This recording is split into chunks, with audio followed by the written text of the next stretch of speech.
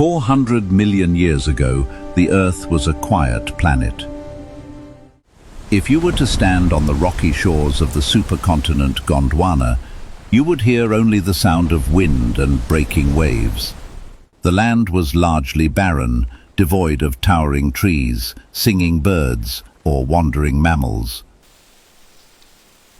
Terrestrial life was still in its infancy, restricted to low-lying creeping plants and early arthropods scuttling through the damp soil. But the silence of the land was an illusion. Beneath the surface of the primordial ocean, an entirely different reality was unfolding. The seas were warm, expansive, and driven by an intense biological arms race. This was the Devonian period. It was the age of the first great reefs, constructed not by modern coral, but by ancient, extinct sponges. And navigating the waters above these reefs were the undisputed masters of the era. This was the age of fishes. Yet, the creatures that patrolled these ancient currents would be utterly unrecognizable to us today. The oceans were not ruled by the sleek, silver forms of modern bony fish, nor by the familiar silhouettes of predatory sharks.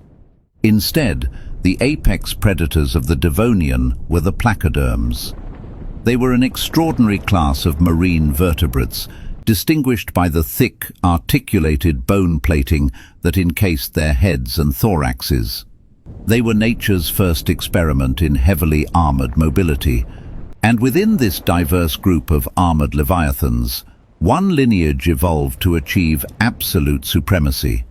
They were the arthrodires, a name meaning jointed neck. Among them emerged a predator of such formidable design, it remains one of the most efficient biological killing machines the planet has ever produced. Its name is DUNKLEOSTEUS.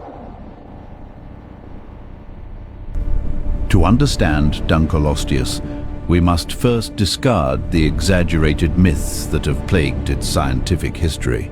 For decades, popular media and earlier scientific reconstructions depicted this animal as a sprawling serpent-like giant, stretching over 30 feet in length, comparable to a modern whale shark. However, recent biomechanical studies and rigorous re-evaluations of arthrodire proportions have dramatically reshaped our understanding of this animal. The 2023 anatomical revisions suggest a creature far more compact and arguably far more terrifying. DUNKLEOSTEUS did not have the elongated, slender body of a modern pelagic shark. Instead, it was a hypermuscular, densely built powerhouse. Measuring roughly 11 to 13 feet in length, it possessed a stocky, barrel-chested frame. It was a dense, aquatic battering ram, built for explosive bursts of speed rather than sustained cruising pursuit. This revised morphology paints a picture of a creature that dominated its environment through sheer, concentrated physical force. The defining characteristic of DUNKLEOSTEUS is undeniably its massive skull. The anterior portion of the animal was encased in a fortress of thick, interlocking plates of solid bone, some measuring up to 2 inches thick. This heavy biological armor was essential in an era where the primary threats came from other heavily armored predators. But it is the jaw of DUNKLEOSTEUS that commands the most intense scientific fascination. Unlike almost all modern vertebrate predators, DUNKLEOSTEUS possessed no true teeth. There was no enamel, no root structures, and no sockets. Instead, the jawbone itself was exposed, drawn into lethal, continuous blades, known as nathal plates. These bony extensions acted as biological shears. As the animal opened and closed its mouth, the upper and lower plates constantly ground against one another. This friction ensured that the edges remained permanently honed to a devastating sharpness. It was a self-sharpening guillotine mechanism, maintained simply by the act of the jaw moving. But the blades were only one component of the weapon. The true horror of the DUNKLEOSTEUS bite lay in the biomechanics of the skull itself. The head of DUNKLEOSTEUS operated on a highly specialized 4-bar linkage system. In modern anatomy, a jaw typically acts on a simple hinge, where the lower mandible drops while the upper skull remains relatively fixed. DUNKLEOSTEUS was engineered differently. Its skull featured a complex series of joints connecting the head shield to the thoracic armor.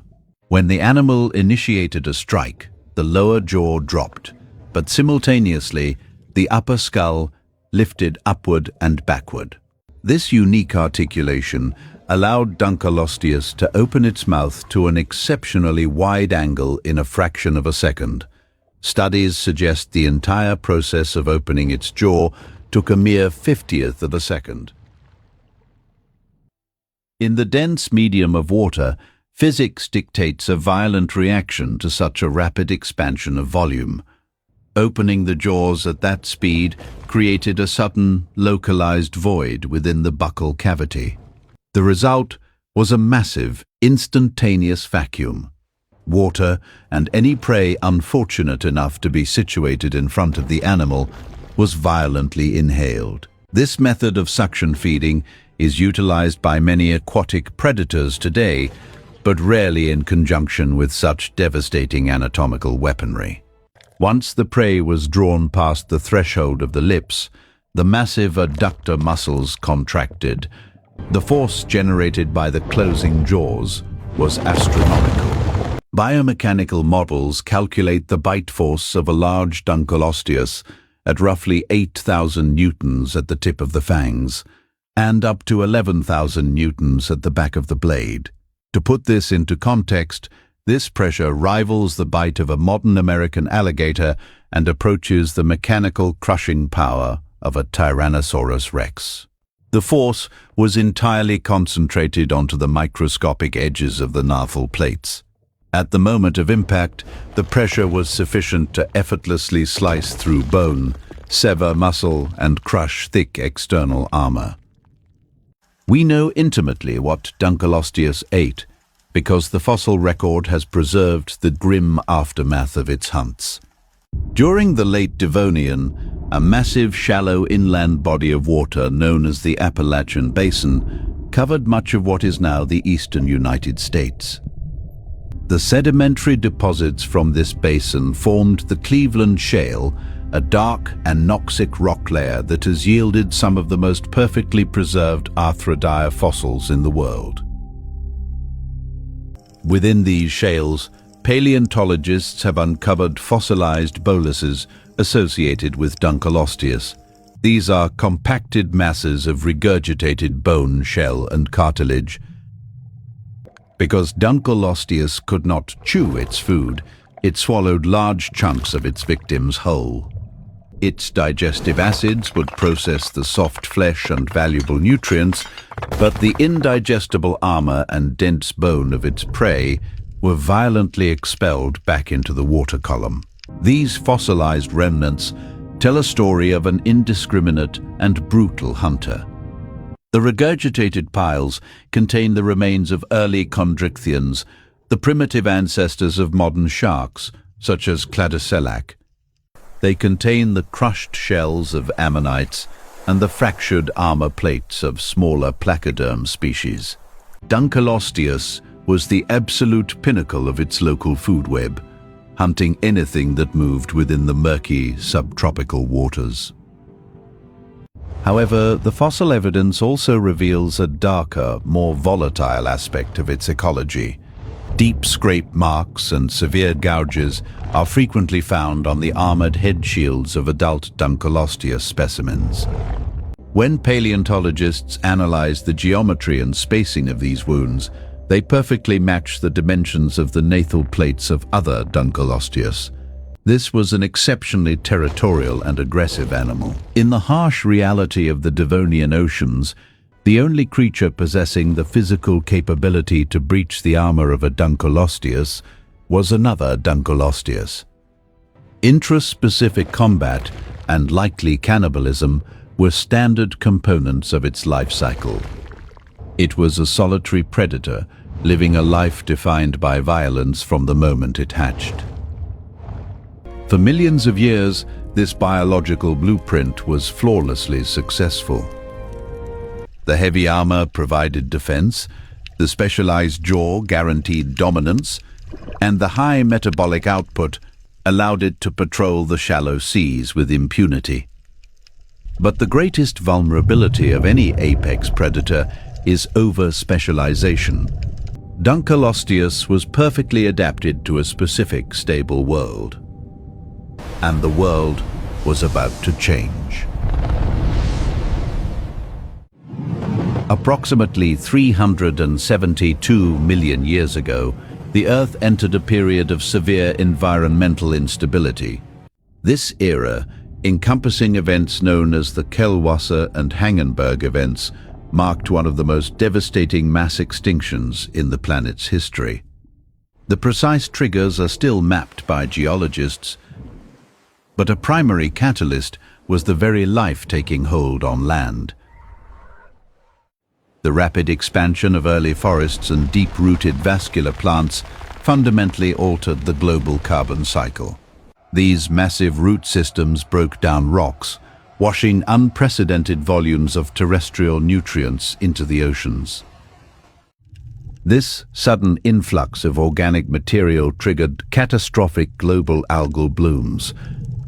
As the massive algae populations died and sank to the ocean floor, their decomposition consumed vast quantities of oxygen. The warm, shallow inland seas that DUNKLEOSTEUS called home were slowly suffocated.